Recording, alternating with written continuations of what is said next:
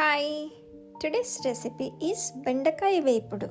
ఇది చాలా ఈజీ, అందరూ చేసేస్తారు. సో నా స్టైల్లో నేను ఎలా చేస్తానో ఈజీగా క్విక్గా చూపించేస్తాను పదండి. ముందుగా దీనికి కావాల్సిన ఇంగ్రీడియంట్స్ చూసేద్దాం. సో ఆవాలు, మినపప్పు, శనగపప్పు, జీలకర్ర, వెల్లుల్లి, పచ్చిమిర్చి, ఎండుమిర్చి అండ్ కరివేపాకు.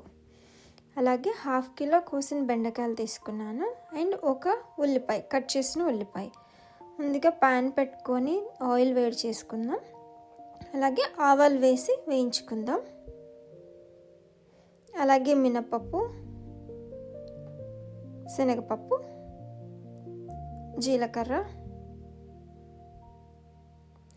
వేసి బాగా కలుపుకొని అలాగే వెల్లుల్లి యాడ్ చేసుకుంటాం.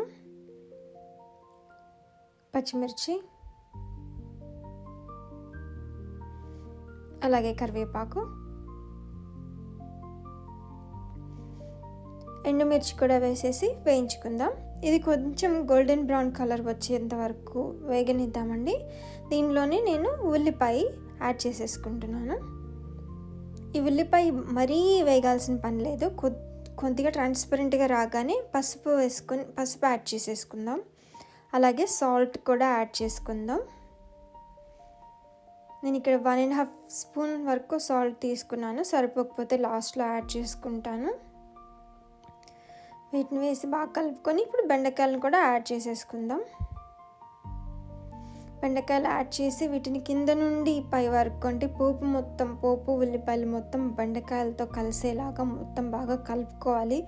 లేకపోతే కింద ఉల్లిపాయలు అడుగంటేసుకొని మాడిపోతాయి.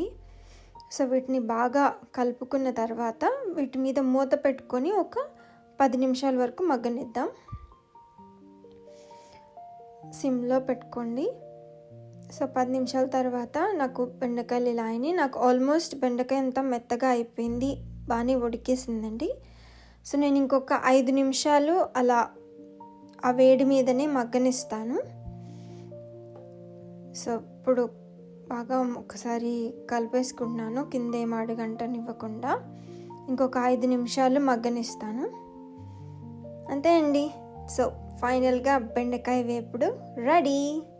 చాలా క్విక్గా టేస్టీగా ఉంటుంది, మీరు కూడా ట్రై చేయండి. Thanks for watching.